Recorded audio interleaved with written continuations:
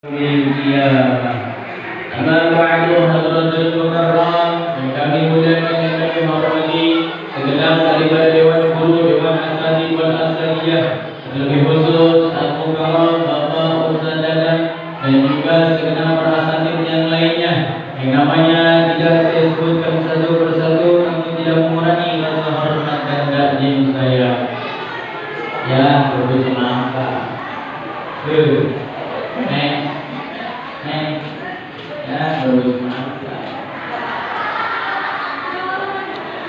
Ayo kita biar kompak dulu, biar semangat ya. Bibir Mustafa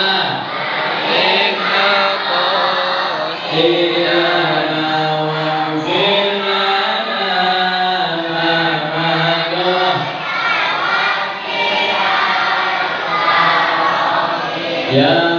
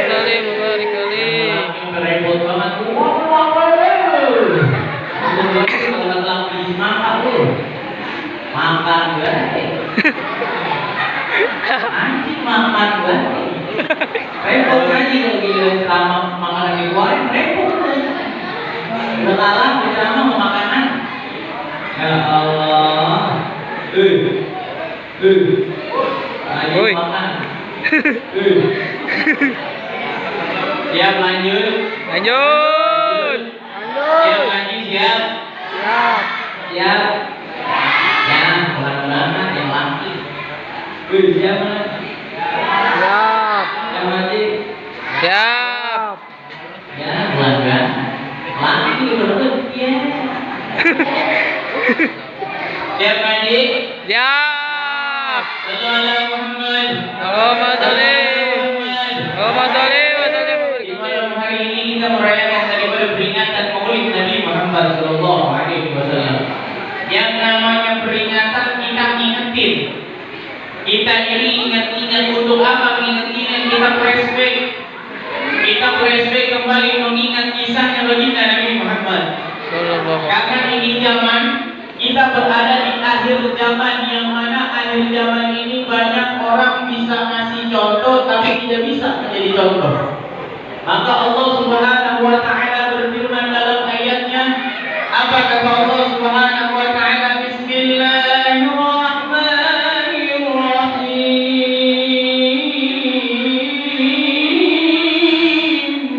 Allah. Kurang kompak. Aduh. Yang kompak kalau tangan begini terus. Allah. Satu.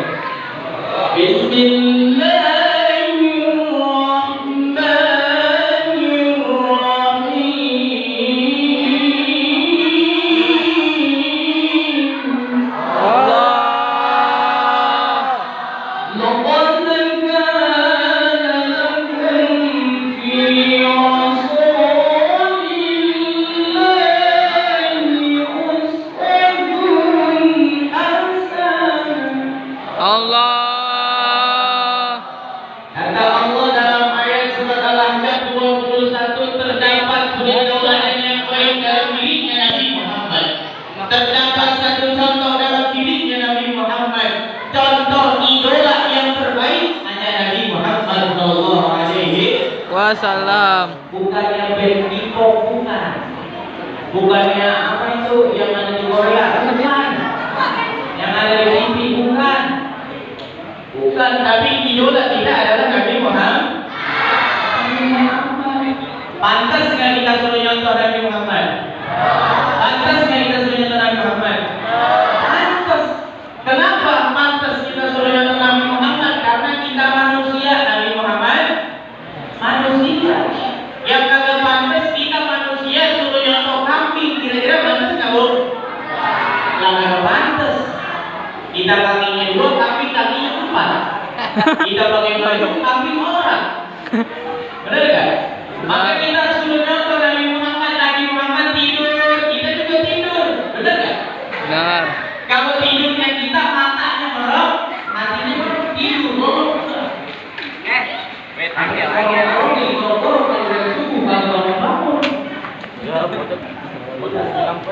Apa sih lo? Tapi Nabi Muhammad tidur mata, tidur hati. Ya, hatinya Nabi Muhammad ini tidak terlalu tidur. Maksudnya matanya Nabi Muhammad tidur, hatinya tidak tetap berzikir kepada Allah Subhanahu wa taala. Itu keistimewaan Nabi Muhammad. Kita cerita Nabi ingat enggak? Nabi ingat enggak? Ingat. Kalau ingatnya Nabi Muhammad berarti minyak kastu. Ingat kita? Nah, saya sendiri. Bangsat. Kita berludah, Nabi Muhammad berludah enggak? Ludah. Kalau ludah kita, ya Allah, tahu dari kelompok Uhud, 3 tinggi jarak ludah mulu. Tapi ludahnya Nabi Muhammad itu bisa nyembuhin luka. Mana buktinya ludah Nabi Muhammad bisa nyembuhin luka? Abu Bakar Siddiq ketika kepatok ular diajak Nabi Muhammad hijrah di Gua Hiro, Abu Bakar Siddiq tangannya kena patokan ular sampai Abu Bakar Siddiq menggigil. Kena racunnya ular. Nabi Muhammad nanya, kenapa Abu Bakar Siddiq kok mukanya pucat? Apa sedih? Kenapa kok tampangnya itu matanya berbinar-binar kayak orang mau nangis? Kenapa? Gak senang diajak hijrah, kata Rasulullah. Bukan ya Rasulullah. Kata Abu Bakar, tangan ini tangan. Kalau bahasa orang bahaya mah. Kenapa itu tangan? Kegigit sama ular. Kalau ular Arab kan gede, Bu. Ya Bu ya. Kalau di Sukaraya ularnya kecil-kecil. Ular Arab gede.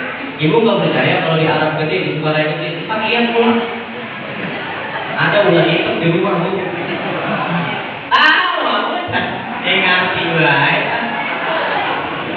Ketika itu Rasulullah tahu tangannya Abu Bakar Siddiq kepatok, ditarik sama Rasulullah, diludahin sama Rasulullah, seketika itu sembuh.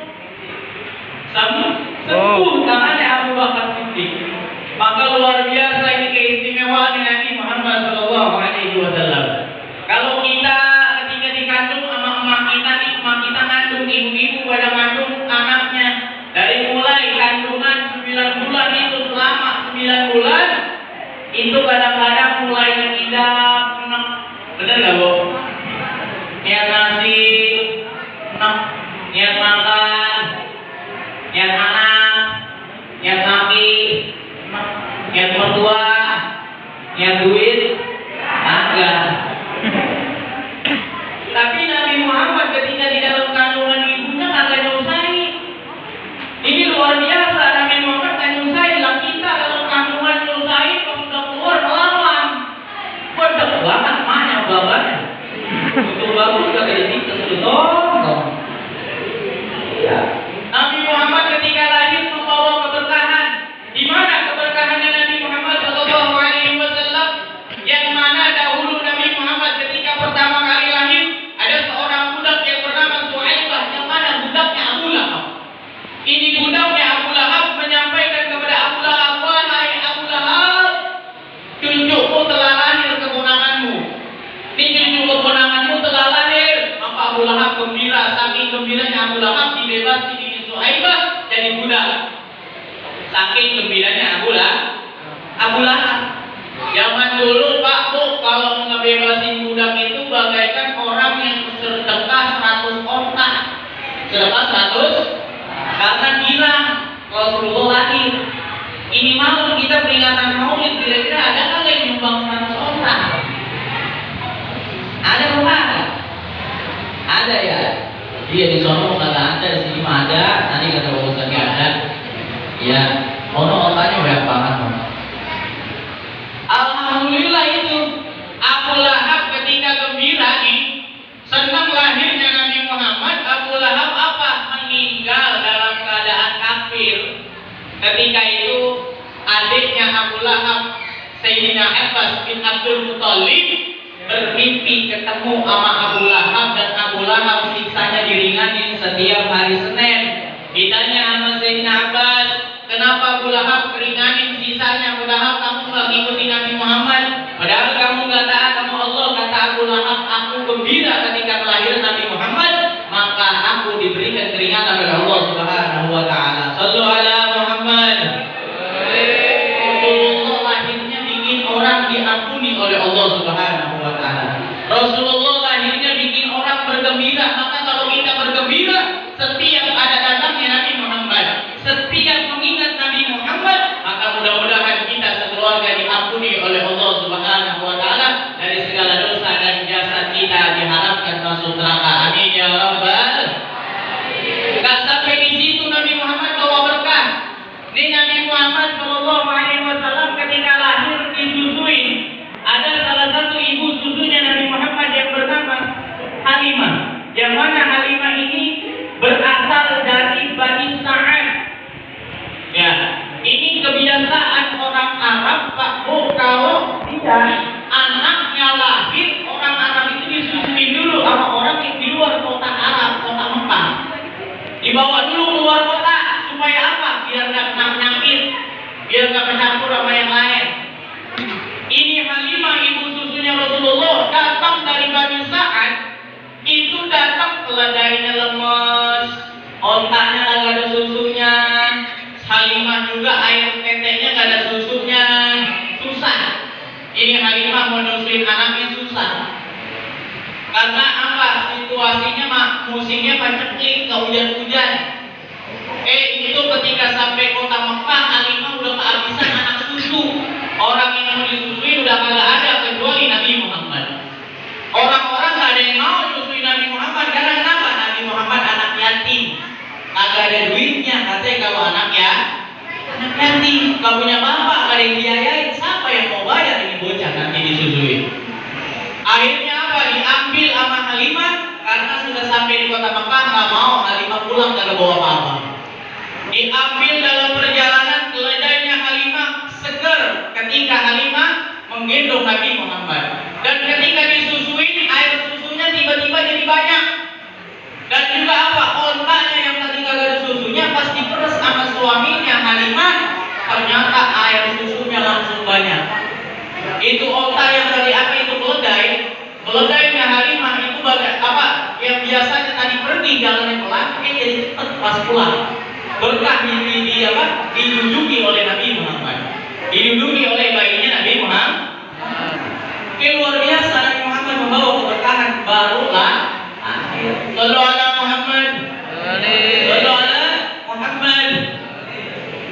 Kenapa Allah Subhanahu wa taala memilih Nabi Muhammad sebagai khatamun nabiyyin? Karena apa? Nabi Muhammad ini luar biasa kesempurnaannya. Dan Nabi Muhammad SAW ketika mau jadi nabi, mau jadi rasul, lupa nggak langsung gampang, nggak langsung ketika lahir langsung jadi nabi, enggak. Nabi Muhammad ketika lahir nggak langsung jadi rasul, enggak.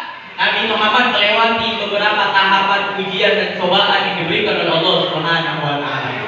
Kenapa Allah uji Nabi Muhammad? Biar tahu nih kita umatnya Nabi Muhammad ngambil pelajaran hidup dari Nabi Muhammad.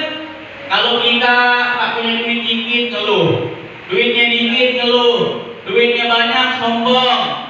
Kalau kita lagi sakit ngeluh sama Allah, ya Allah kenapa saya sakit mulu?